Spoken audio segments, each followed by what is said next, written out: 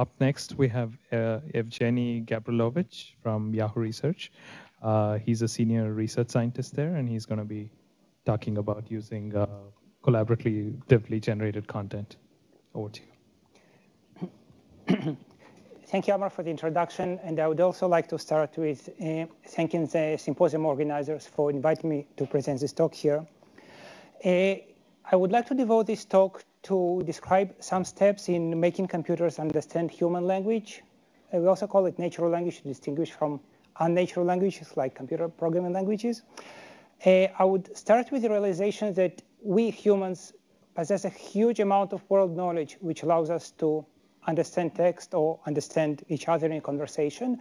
Computers usually lack such kind of knowledge, and I'll talk about where we can take this knowledge from and how to let computers use this kind of knowledge.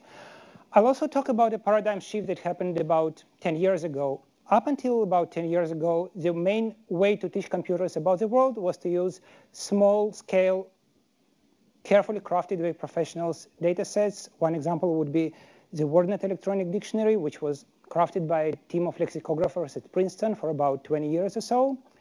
And then about around 2001, something happened. Tools have been developed, such as the Wiki approach, which allowed essentially millions or tens of millions of people around the globe to put their knowledge online. And the most prominent example would, of course, be Wikipedia. So we'll juxtapose the amount of information that was available until recently and that is available today. And then we'll see how to distill knowledge from those resources, constructed collaboratively by multiple people in order to make computers smarter or make them understand text. I'll also briefly mention some future research directions, whereas we don't only look at the current, say, snapshot of Wikipedia, but we also look at the behavioral information of all the editors, humans who contributed to Wikipedia. We look at all the revisions history, at every single minute change of information in Wikipedia, and we'll see how we can get semantic clues from the way people write information from the actual document authoring process. So let's see what really differentiates us from computers. Now, I understand I'm the last speaker for the day. I separate you from Dinah. So let's take Dinah, for example, because anyway, everybody thinks about it. So when a computer thinks about Dinah, it doesn't really think. It says 6 letters, D-I-N-N-E-R. That's about it. Let's see what humans think about Dinah when they are faced with it. And those actually are my kids. So the 6-month-old doesn't think much. For him, dinner is just milk, right? There is a single supporting concept.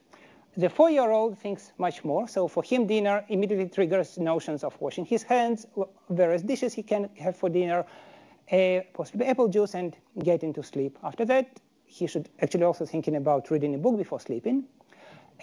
All those concepts that are triggered by the mention of dinner, it is those concepts that help us humans understand each other. It is exactly this kind of world knowledge that computers do not possess. So let's see how we can teach them to use this kind of knowledge. In order to motivate the rest of my talk, I'll take one particular resource of knowledge, one particular task, and I'll show how this external knowledge becomes indispensable in solving this task.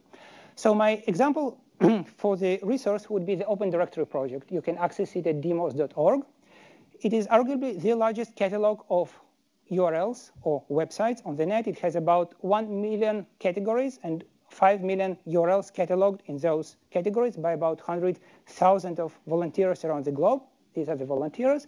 The way the directory was constructed was editors in charge of categories would take a website they believe to be prominent enough to be cataloged in the directory, and they would associate it manually with some nodes of the directory. In this case, I took a website of a mining company, and the editor in charge associated this site with the science, technology, mining, and business, mining, and drilling categories. And as you can see, the directory is hierarchical, so there is a notion of science. Underneath, there is technology and mining. Now let's take a particular task in text processing, and my task will be text categorization. Our input is a piece of text, and the output is a set of categories or labels we would like to assign to this text. So given a new stream, say from Reuters, we might want to distinguish between legal and business and medical articles, and within a medical profession, we might want to distinguish between dental medicine and, say, ophthalmology, or we can do it at finer resolution. Now, I took this particular excerpt from a real document which comes from a real and often used collection for text categorization research, Reuters 21578, which is a number of documents in this collection. Every document coming out of Reuters has been cataloged by professional editors in Reuters. That's how we get gold standard data. We can train computer algorithms to predict those labels. In this case, we have a document talking about mergers and acquisitions between a group of companies, and they're establishing a joint venture in Highland Valley. And the Reuters editor, who was very knowledgeable about this domain, tagged this document with the category copper. Now, as we learned from the previous talk, Ani showed that the documents are often represented as a vector space, and the dimensions of the space are usually the actual words. So the paradigm that describes documents in this way is called the bag of words. Now, the trouble is the notion of copper is nowhere mentioned in the document. There is no word saying copper. So any classifier that only looks at the level of the bag of words would fail to recognize the category of copper correctly. However, what we can also do, before actually solving the text categorization problem, we would map the document onto the relevant nodes of the open directory, and then the magic would happen. So the mention of those companies would trigger the association of the document with the relevant nodes of the open directory, and those nodes will become additional features or attributes or properties of this document. The way it works is this document has been written in about 1980s. Cominco and Tech have been separate companies back then. They have merged into a single Tech Cominco company, but there is a prominent website describing this new merged company. The mentions of those words in the text help us associate this text with external knowledge, which is extremely relevant. So the notions of mining and drilling will become additional properties of the document. But the same way, we'll note that Highland Valley is actually a prominent copper mine in Canada. Now, when we add all this knowledge into the bag of words, we have the bag of words plus concept. In this enriched feature space, we are actually able to easily understand that the document is about copper. So let's talk about the sources of knowledge, where we can take this knowledge from. Again, we'll have before and after. And when we think about external knowledge, arguably the first thing that comes to mind is encyclopedia, in which case the first thing that comes to mind is Encyclopedia Britannica. It has been in print for over 200 years, and it has a respectable number of 65,000 articles.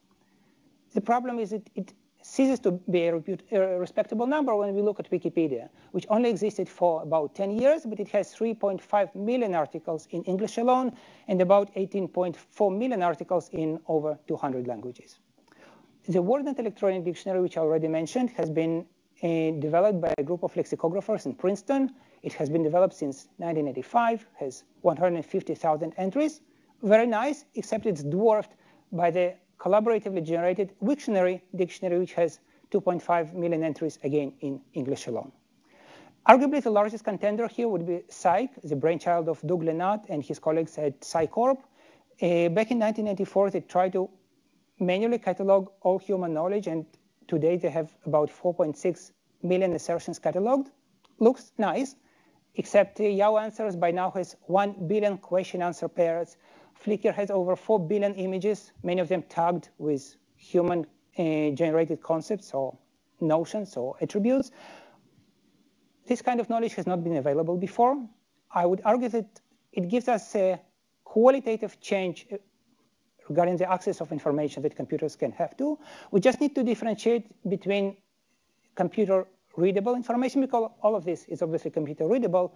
It's not sufficient. We need to make this knowledge computer-usable. We need to make this knowledge to let computers represent the meaning of language and then reason on top of it.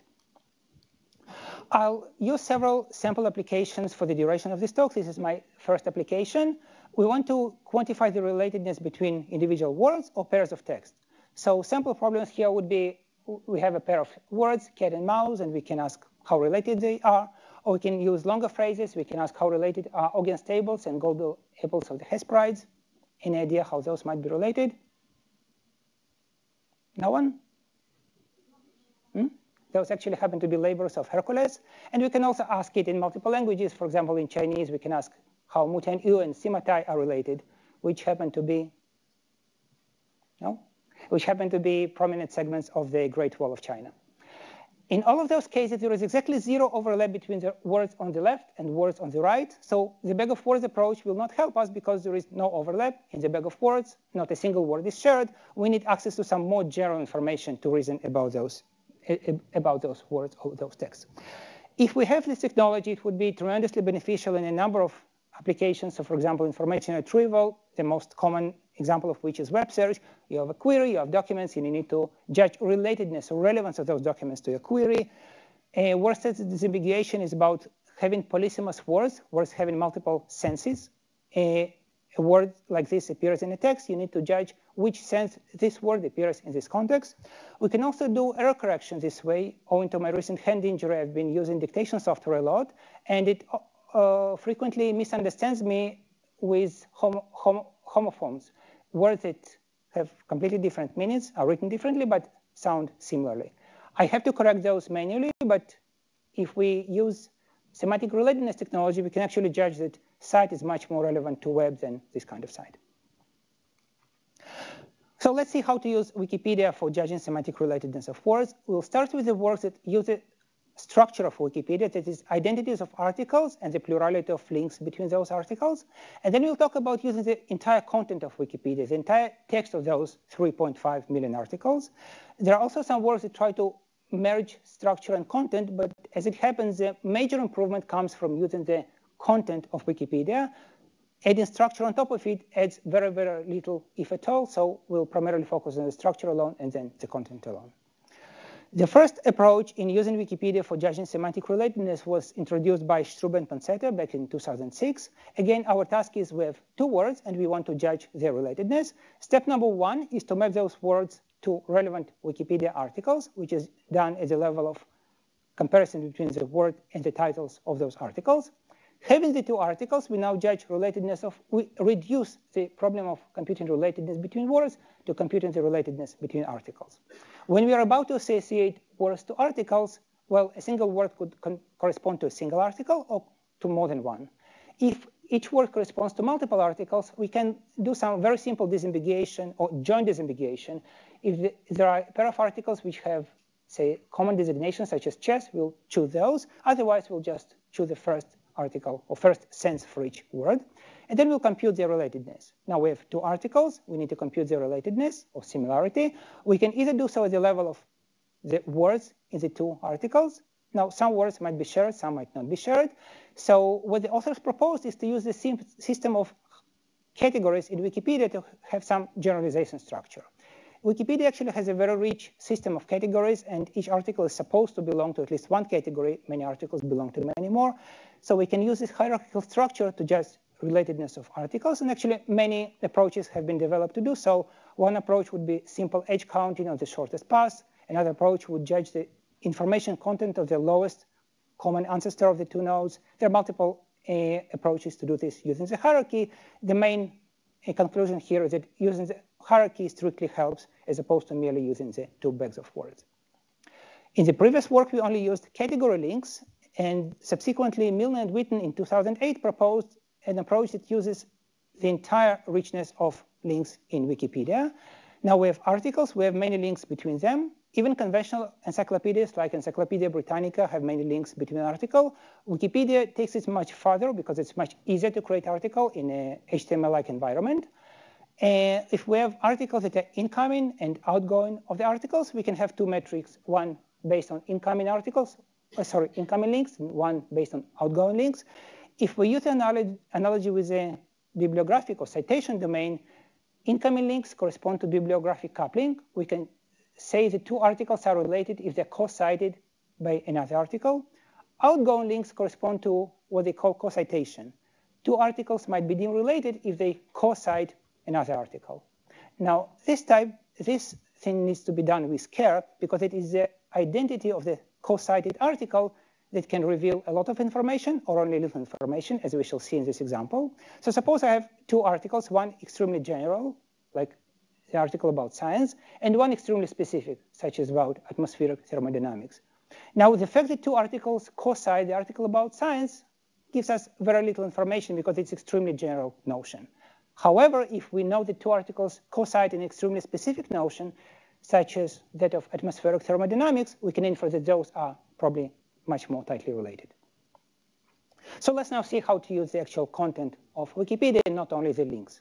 It has been a long-standing dream of artificial intelligence to use encyclopedia to empower computers in different kinds of tasks, not necessarily text understanding. There is one problem with this approach. In order to understand encyclopedia, we need natural language understanding. Now, natural language understanding is hard. So we need encyclopedic knowledge to actually understand the language in which encyclopedia is written, and we have a vicious cycle. Now, here's how we break this cycle. So we want to get rid of understanding, at least at this level. What we propose instead, we'll use the structure and content of Wikipedia to develop a new kind of semantics, a new way to represent the meaning of text. And we'll use this representation directly to understand subsequent text and to apply the entire knowledge in Wikipedia for solving new problems. There is one caveat here. Because we circumvent the actual language understanding, we will not be truly understanding language. We'll be doing what is called statistical language processing. We'll be counting words, we'll be counting concepts and counting categories. We'll be doing remarkably well in a variety of tasks, such as judging semantic relatedness, think of web search. But again, we are not there yet. We cannot truly understand the full power of natural language. So here is how we develop a representation of language meaning using Wikipedia. We start with the realization that every Wikipedia article represents a concept. So an article about leopards represents the concept of leopards. Wikipedia could then be viewed as a huge ontology, a huge collection of concepts, and those will be dimensions of meaning for representing the meaning of text. Again, it has about 3.5 million concepts in English alone. The semantics of a single word would be a vector of associations of this word with multiple Wikipedia concepts.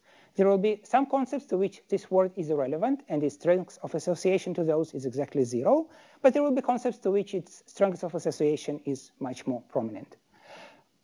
Again, we represent the meaning of a word in the space of Wikipedia concepts. Those concepts have been explicitly defined and manipulated by humans.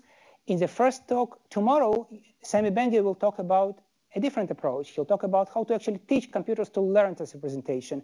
It will not be based on concepts that humans define. It will be based on a statistical approach to learning the concepts.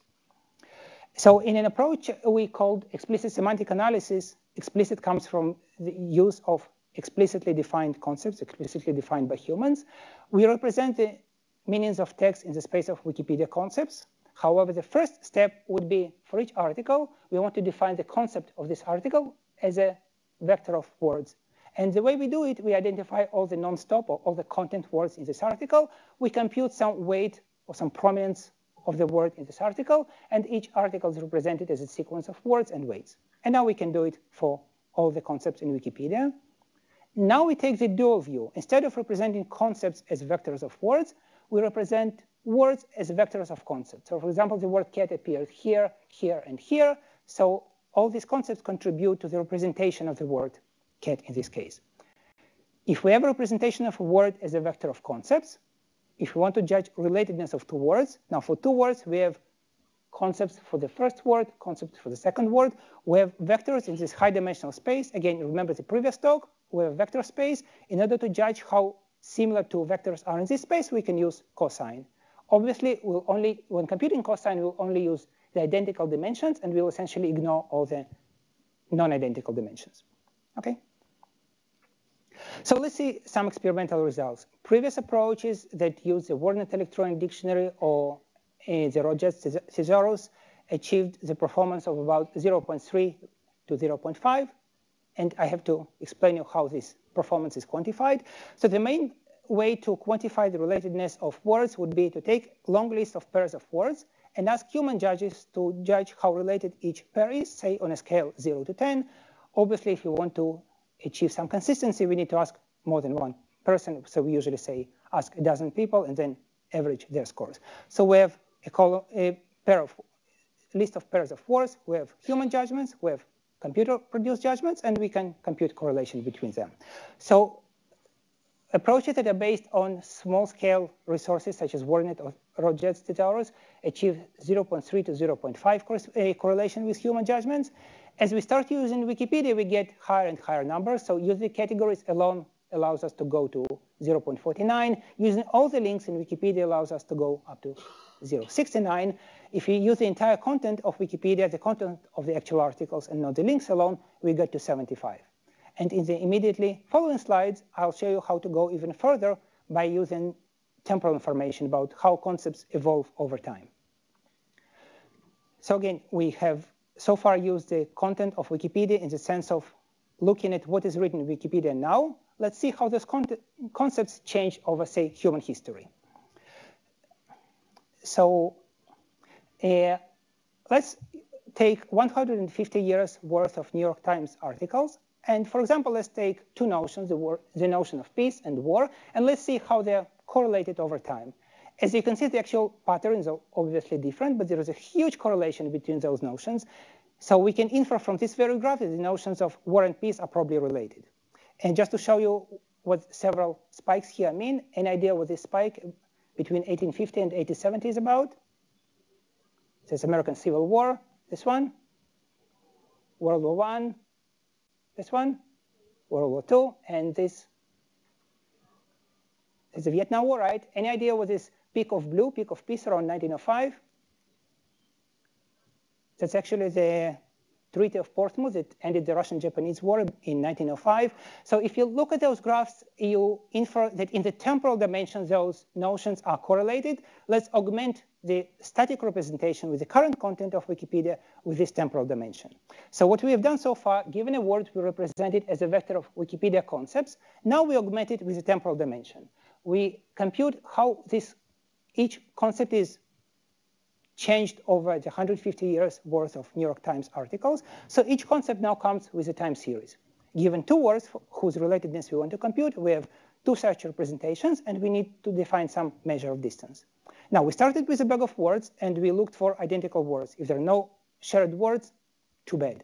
We generalized to concepts or categories to get some high-level notion of what similar or identical might mean. Now we go another level up. Even though the two concepts on the two sides might be different, the time series might be pretty similar, and it is a correlation between, or alignment between those time series would let us know how related those concepts are actually. And we can use a plurality of approaches such as, say, a dynamic time warp in DTW, which is common in speech processing, to actually quantify this similarity.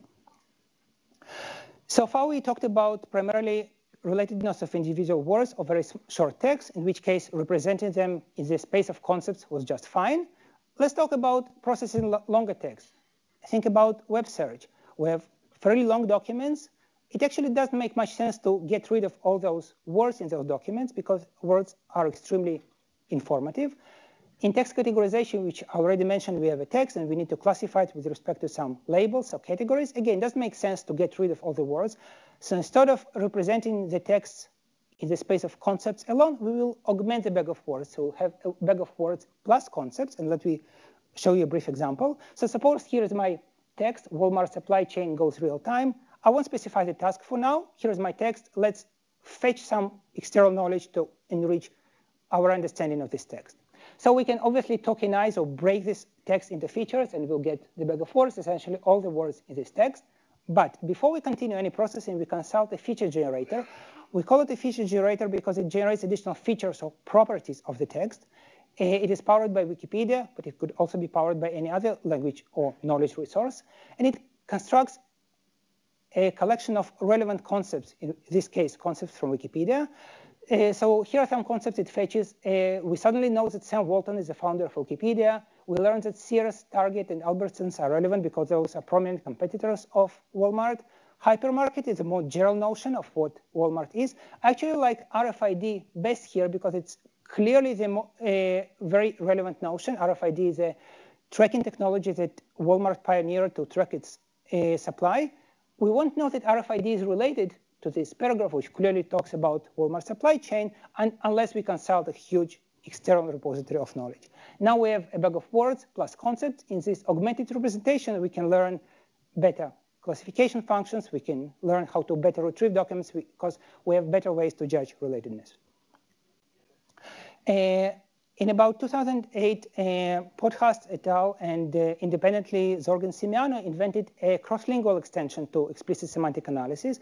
So if we know how to represent a text in the space of Wikipedia categories, the authors noted that Wikipedia has a lot of links, not only within the same language Wikipedia, but also between different versions of Wikipedia. There are multiple links between multiple articles in one language to the same notion in other languages. So if we train this model and we represent the text in the space of English concepts, we can use the cross-language links to easily represent the same text in the Russian language concepts. Some links don't exist yet, some articles don't exist yet, but I emphasize yet here because Wikipedia grows as we speak, and if the article doesn't exist today, it might as well be there tomorrow or the day after. So let me briefly summarize my talk. I started with the realization that exogenous knowledge or external knowledge that is not explicitly present in the text is critical for computers to understand language because we humans possess this kind of language, this kind of knowledge through our world experience. I then argued that the advent of collaboratively generated knowledge qualitatively changed the amount of information we can have access to, again, for computers. This knowledge wasn't in the first place designed to be used by computers. Wikipedia was launched to allow many people around the globe to have access to knowledge. It just happened incidentally so that we can use this information to make computers smarter, in quotes, and make them solve tasks they couldn't solve before. This concept-based approach allows us to address, at least partially, the two main problems in natural language processing, namely synonymy, the ability of the same notion being expressed by multiple words. If we have two texts that talk about the same notion but use drastically different words, we suddenly are able to realize that those concepts are related. And we can also address polysemy, the property of words having more than one sense. If we have a text in which a polysemous word appears, a word that has multiple senses, we can use this technology to figure out which exactly sense it appears in this particular word. So in this talk, I only mentioned Wikipedia and the Open Directory. There are many more resources that simply a way to be tapped. And the future work would be not solely working with the current snapshot of those repositories, but also looking at the entire history of changes. So Wikipedia tracks every single change to every article, however small or big it is, even at the level of single character changed. Across all Wikimedia projects, Wiktionary, Wikipedia, and the like, there are over 1 billion changes tracked. We can look at how people change information. We can actually gain semantic clues from the behavioral information of people. And the brief idea here would be, if I know that a particular word has been introduced early in the document life and it survives for longer, this word is probably prominent in the document for the concept described in this document. I can do simple counting in the last version of this document, or I can look at the entire history of things. I think I'll stop at this moment. I'll thank you very much for your attention. I'll be happy to take any questions you might have.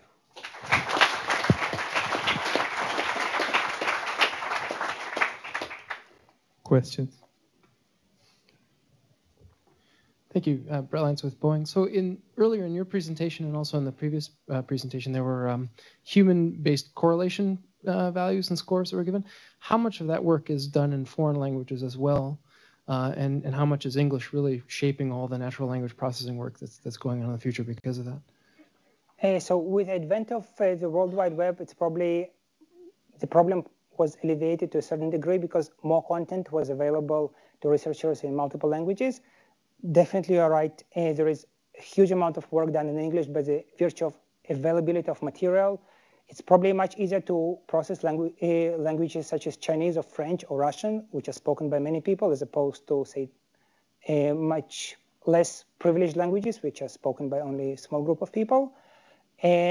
Some of it can be solved by availability of information online, but probably not everything. Maybe as a quick follow-up, so just within English, we're going to have certain associations between words and whatnot, but those, I wonder how much we're losing by focusing on that. Just those associations with some of that language. I'm sorry, can you please explain? I wonder what other associations we might be missing if we, by not using correlation scores that were generated by non-English speaking people. Does that make sense? I'm afraid I'm still missing the point of your question. Are you talking about quantifying relatedness in languages other than English and how much we miss by not being privileged to have so many resources? Yeah. I'm afraid I cannot cite many relevant works. I know ESA, the explicit semantic analysis, have been redone for German, and they got comparative numbers of performance similar to English, but German is pretty commonly spoken language with a lot of material. I would expect the numbers to be lower. I just cannot say by how much. Hi, I'm John Sample from the Naval Research Lab. I have a question about how the meanings of words change over time. Do you have enough training data to do that kind of analysis, to look at words over like 100 years or 200 years to see how they're changing and how the meanings are changing? I'm sure the meanings are changed. I'm afraid I haven't worked specifically on this topic. I think the corpus of books that Google has in Google Books, which dates back, I think, at least 500 years, would be a tremendous asset in judging those things. There have been some works that try to see how word usage is changed. So there was an article published in Nature a few years ago which studied how irregular verbs in English become regular, and they try to correlate between this phenomenon and the frequency of the word. So the more frequent the verb is, the more likely it is to become regular over time. That's probably the only relevant research I know to date. Hod Lipson Cornell here. I have a question about all the information you showed has to do with taking text out of the web. What about audio, spoken text, video? There's probably just as much information in those channels. Is that also being mined in the same way? Is that as reliable as written text? I would assume it has a lot of information. It's probably even more difficult to mine those because probably the approach to do so would be to first transcribe audio to text and then do text mining, but then you suffer some imperfectness because of the noise inherent in the audio and probably in the video if you try to transcribe all the captions of video. I'm not certain about the current work that tries to use those essentially repositories of the spoken or video material to learn about the world. I would assume it's possible. I would assume it's interesting to do it on video because you can have clues from the image and correlate them with what is spoken. Again, I'm not aware of the work that try to learn about the world from those sources. Sid Suryanarayan, Colorado State University.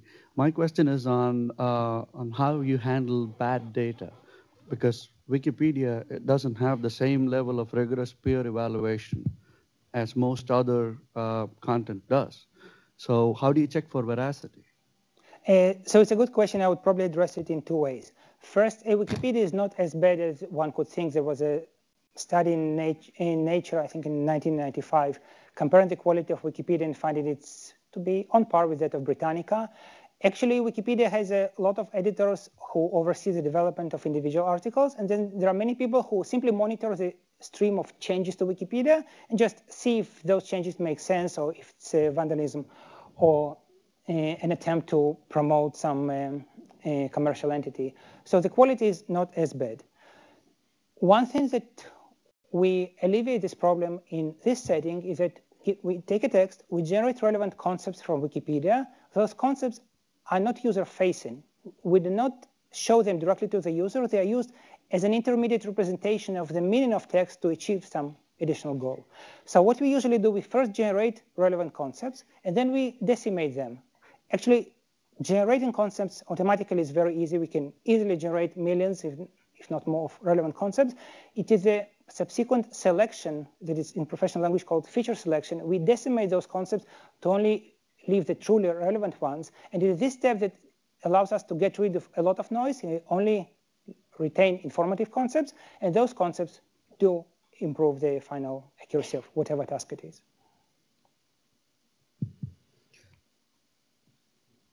Rahul Sarpeshkar, MIT. So a 12-year-old child has much less knowledge than Wikipedia for sure. And I'd be willing to bet has better semantic understanding than anything a computer could do. And that's because knowledge is not understanding.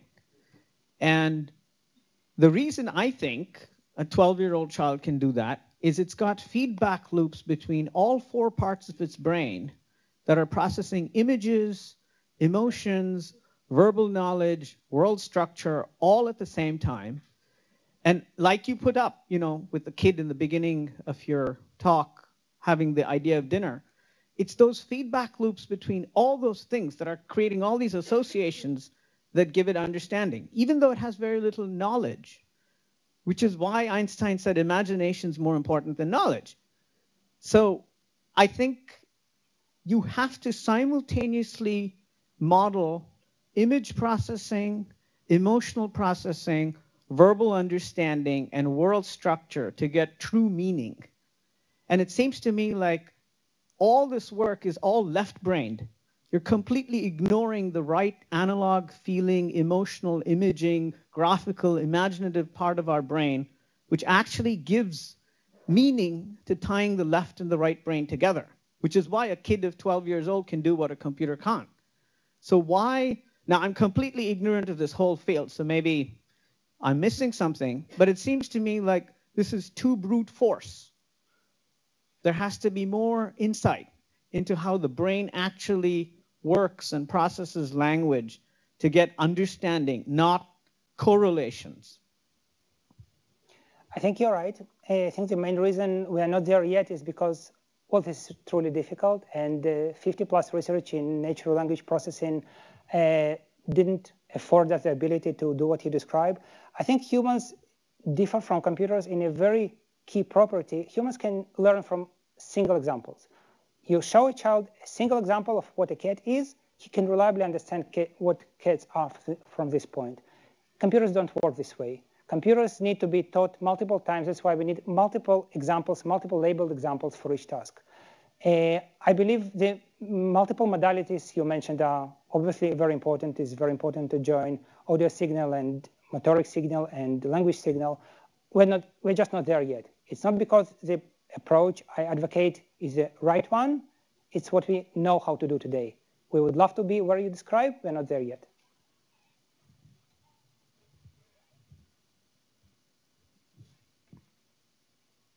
Any other questions?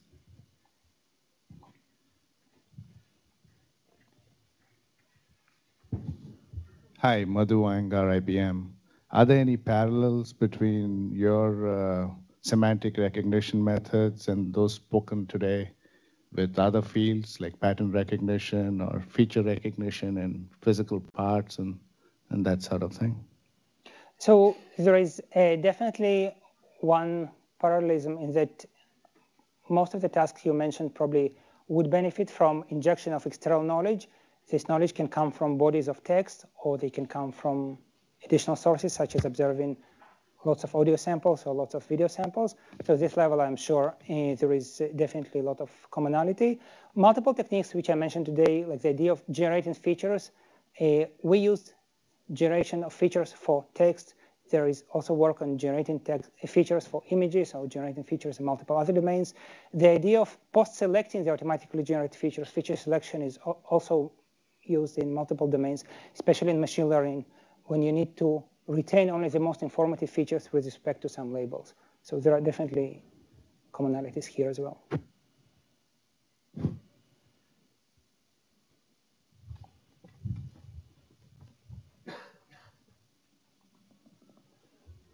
Hi, Andy Weiner from Purdue. So since the effectiveness of these semantic classifiers are judged against human judgments, so I'm wondering what attention is given to how you select the population of humans. For example, in the previous talk, we heard that the Booker Prize Committee may see things differently than other groups, or there's some reference to sort of people at the graduate student level perhaps judging things different than other population groups. So, you know, in doing this type of work, what kind of thought is given into where the human sample comes from? Right, so it's definitely a very important question. So when people publish papers like this, they usually say we recruited such and such number of people who happen to be representatives of a general population, or happen to be graduate students of a particular university, or happen to be people we found in a library. Definitely it affects the results, so we need to let the reader know who the people are. One common, if not dominant, way to get judgments today through the Amazon Mechanical Turk. Amazon has this nice platform of outsourcing various human-level tasks, like you have a sequence of images and you want to label them with respect to what is shown in the image. They have, I don't know exact numbers, but definitely thousands and probably tens of thousands of people around the globe, many of them in the US. You can ask those to do the judgments for you. Yes, they will be noisy. Yes, they will be suboptimal. And yes, those will be very cheap. So it's definitely a way to get them. One way to get some control of the quality is to run so-called pre-qualification tests. You ask those people some questions, the answers to which you know ahead of time. If they pass the test with some score you set ahead of time, you let them do the subsequent test. This way you can hope to get a reasonably representative sample of the population. Okay, let's thank the speaker.